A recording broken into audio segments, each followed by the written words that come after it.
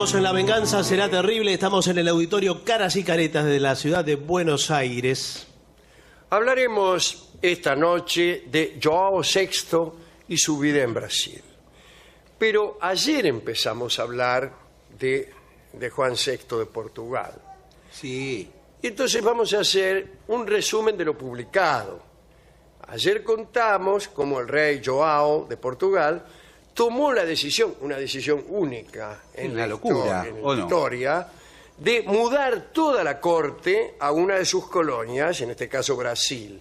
¿Por qué? Bueno, porque el país estaba siendo invadido por las tropas de Napoleón, comandadas por el mariscal Junot. Se fueron 15.000 personas, que eran toda la administración, no solo la corte, no eran solo los macanudos. La administración pública, ¿no? El director de esto, director del otro, en fin, los archivos. Todos se lo llevaron al Brasil, de Lisboa al Brasil. Cuentan los que quedaron en Portugal que la pasaron mal. Mientras los 15.000 viajaban a Río de Janeiro, al Brasil, el mariscal Junot llegó a Lisboa y desfiló escoltado por 6.000 soldados, que eran prácticamente la mitad de todos los que llevaba, ¿no? Muchos habían muerto de hambre, no los soldados, sino los pobladores de Lisboa. Otros asesinados o heridos, me refiero a los soldados. Sí. Porque había sido muy sangrienta la lucha, ¿no? Las tropas napoleónicas contra los portugueses. Lo mismo pasó en España, donde la intervención napoleónica fue siniestra y sangrienta. Bueno, el estado de las tropas de Junot era lastimoso. Venían medio estropeados, como se ha dicho, y la primera proclama del mariscal Junot fue esta, la tengo aquí. Es original. Original, dice: moradores de Lisboa, 2 puntos. Vivid sosegados en vuestras casas. No temáis cosa alguna de mi ejército ni de mí. Los únicos que deben temernos son nuestros enemigos y los malvados. El gran Napoleón, mi amo, me ha enviado para protegeros y yo os protegeré. Qué sospechoso suena eso. Pero parece que la ocupación fue breve. Se impusieron contribuciones altas y, por ejemplo, quedaban prohibidas las reuniones, la música, el tañido de campanas. Por ejemplo, para avisar cosas, en vez de tocar la campana, salvas de cañonazos. Y así se les avisaba a los vecinos cuándo podían salir de sus casas a la mañana, y otro cañonazo disponía el toque de queda, ¿no? Ir a guardarse por las noches. La confusión entre los que se quedaron en Portugal era tal que pasó de todo, ¿no? Un ejemplo. Como antes de partir, el rey Juan había limitado el número de religiosos que habrían de permanecer entre las paredes del convento de Mafra, que es una ciudad donde hay un lindo convento, los frailes se apuñalaban entre ellos para ver quién se quedaba. Ese ambiente se respiraba.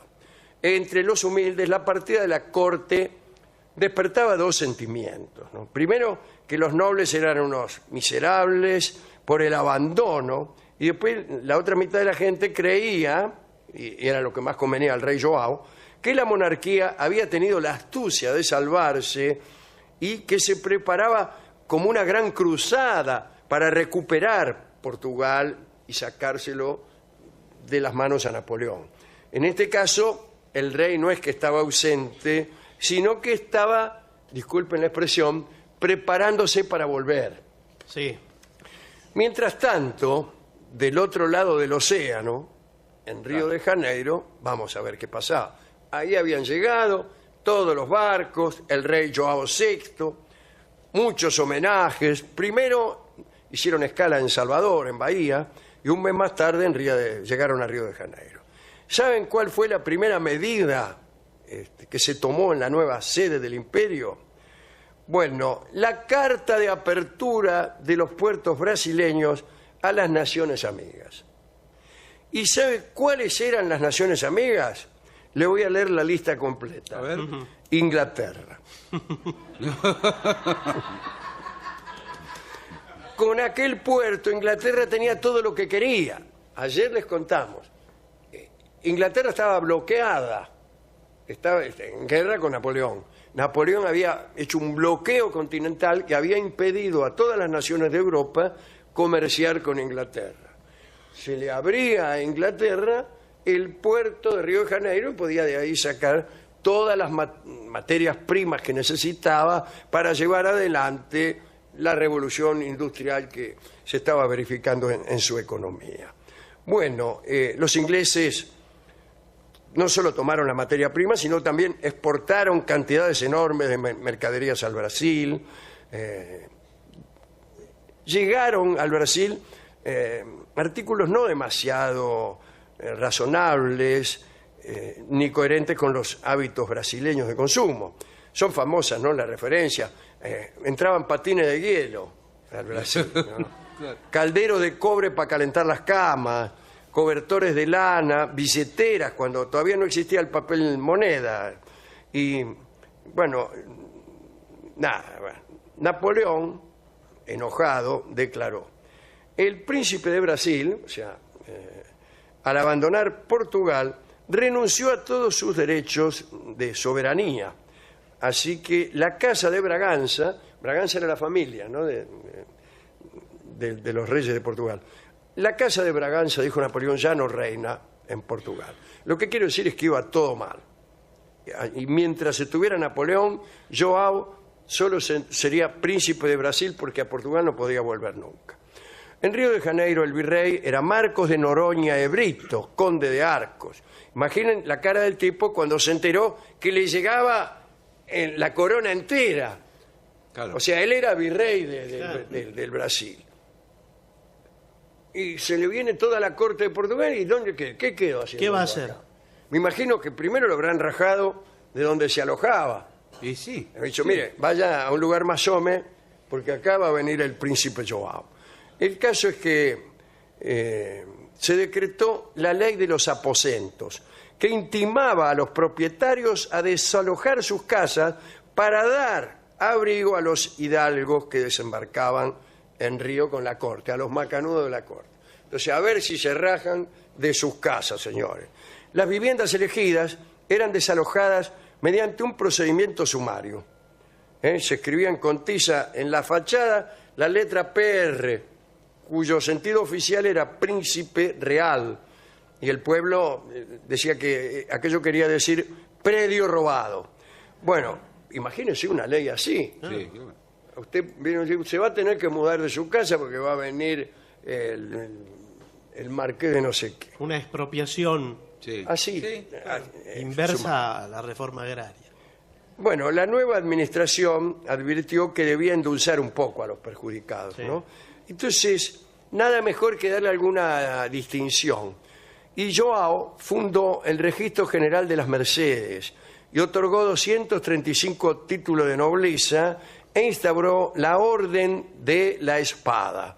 Hizo caballeros y comendadores, como a 4.000 niatos. Te sacaban la casa, pero te llamaban conde de Chiclana. Sí. ¿no? Así que, bueno. Empezaban, desde luego, las canciones populares a flotar por ahí. Hay una famosa que dice algo así como: quien roba poco es ladrón, quien roba mucho es varón, y el que más roba y esconde va de varón a vizconde. Bien. Don João practicaba la caza y pasaba muchas horas en lugares apacibles, reposando en barracas o debajo de algún árbol.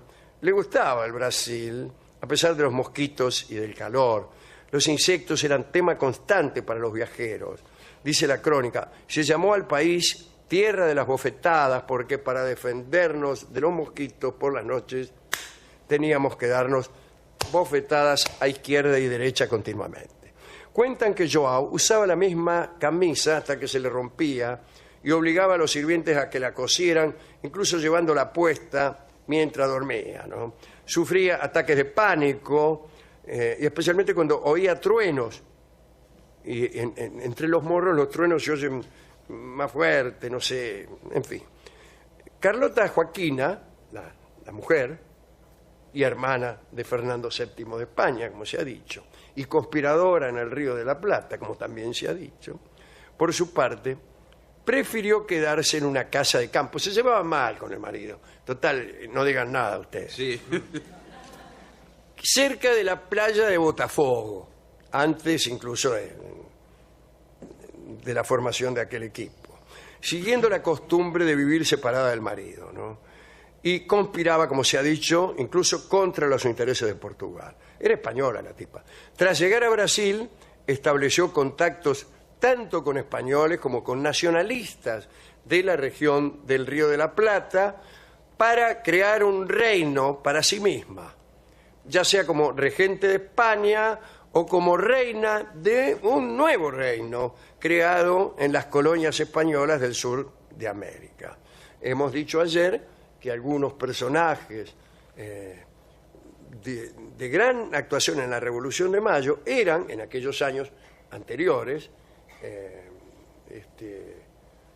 aunque estos no son años anteriores, pero hablaban mucho de Carlota y hablaban mucho de la instauración de una monarquía constitucional en el Río de la Plata. Bueno, a la población local de Río de Janeiro le parecía que la comitiva, bueno, era rara, ¿no? Vestían como en invierno,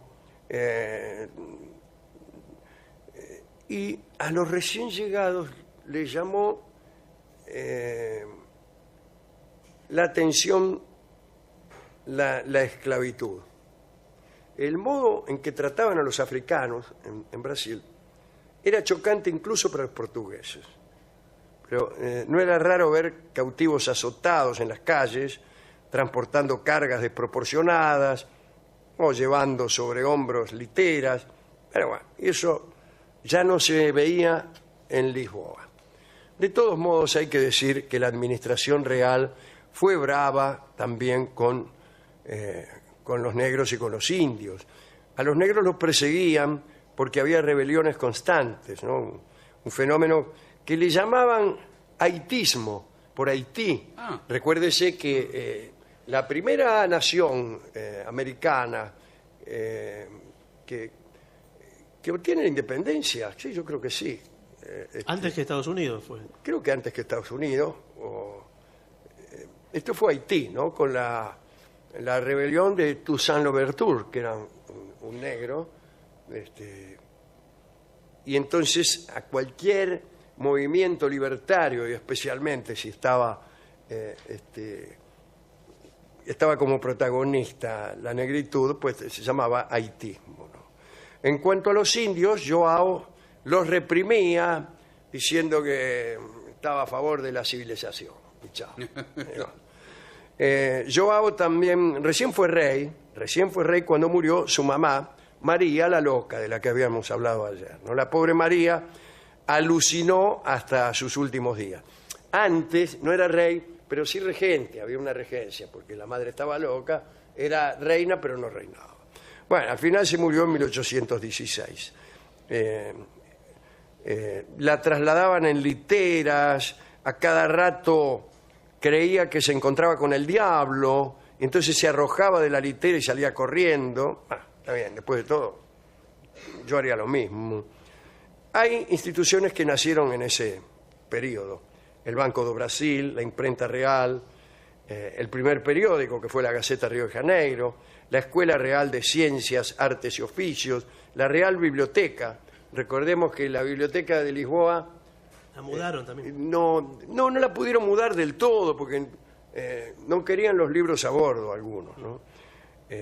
Y había, digamos, lo que algunos llamaron un barniz de civilización.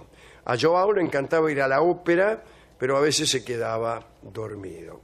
Cuentan que siempre se despertaba en la ópera, ¿no? Asustado, y preguntaba, ¿ya se casaron? Claro.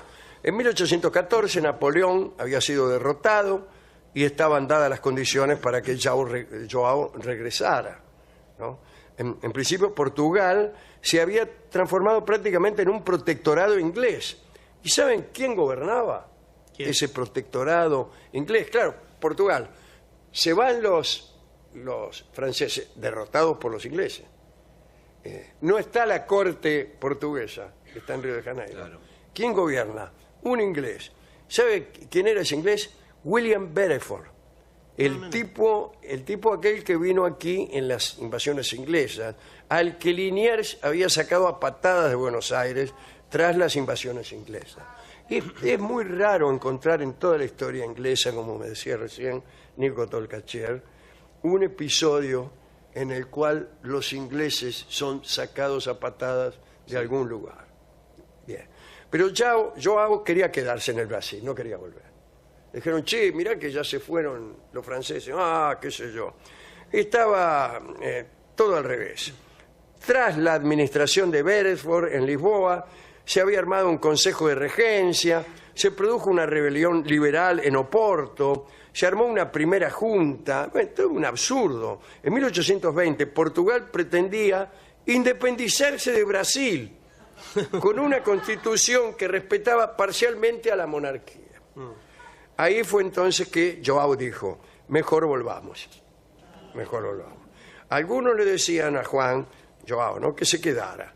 Argumentaban que ante el constitucionalismo de Portugal era mejor ser rey absoluto en Brasil que no serlo por la mitad en Portugal, ¿no? Otros le decían que no, que volviera a recuperar lo suyo. Finalmente el rey volvió. Se embarcaron 4.000 personas de regreso a Portugal. En Brasil se quedó don Pedro, el heredero. Tuvo una charla, que fue la última con su padre, porque no volvieron a verse, ¿no? Dicen que cuando João partió, el 26 de abril de 1821, lloraba, y apenas podía hablar. Había estado 13 años en Brasil. Los barcos con el rey y su comitiva entraron en el puerto de Lisboa el 3 de julio. Cuando llegó, se había instaurado un nuevo ambiente político, ¿no? Elaborada la Constitución, el rey se vio obligado a jurarla, perdió muchas prerrogativas. Carlota Joaquina, la mujer, ¿no?, se negó a imitar al marido, por lo que sus derechos políticos le fueron anulados y se la despojó del título de reina. En aquel momento el rey también había perdido Brasil. Su hijo optó por quedarse allá y lideró una revuelta y proclamó la independencia del Brasil y adoptó el hijo de João, Pedro, el título de emperador del Brasil, ¿no? Dicen que antes de viajar a Portugal, João VI había anticipado los acontecimientos futuros, ya que le dijo al heredero, Pedro, Brasil pronto se separará de Portugal, ¿no? Si esto pasa, colócate la corona antes de que un aventurero la tome.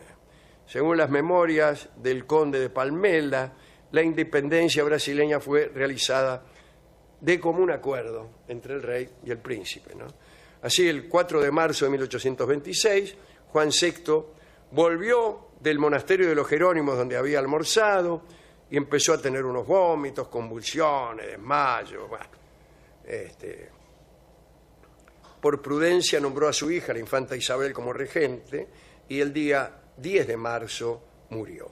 Su cuerpo fue embalsamado, la infanta asumió el gobierno interino, muy bien, hasta que en el año 2000 un equipo de investigadores exhumó el cuenco de una cerámica china que contenía las vísceras de João. Fragmentos de su corazón fueron rehidratados y sometidos a análisis que detectaron cantidades de arsénico suficientes como para matar a 4. Lo habían liquidado. ¿Y usted? Esta es la historia de João VI, pero también la historia de esta separación tan extraña entre el Portugal y Brasil, y también una ocasión para darnos cuenta de que sabemos muy poco de nuestros vecinos y no estaría mal que volvamos los ojos hacia ellos. Hemos recordado el momento en que se separaron el padre y el hijo y el momento en que lloraron. Un llanto pequeño, podríamos decir, un lloriño. Y el choro es también una forma de canción brasileña que nos gusta mucho. Vamos a escuchar una canción que pertenece a Ernesto Nazaret, que fue un compositor extraordinario, muy poco conocido en la Argentina, pero debía ser más conocido, porque hacía tangos, por ejemplo.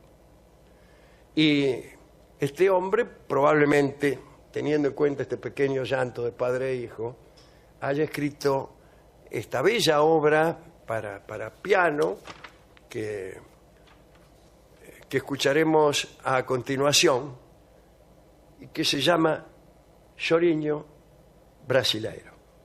Adelante.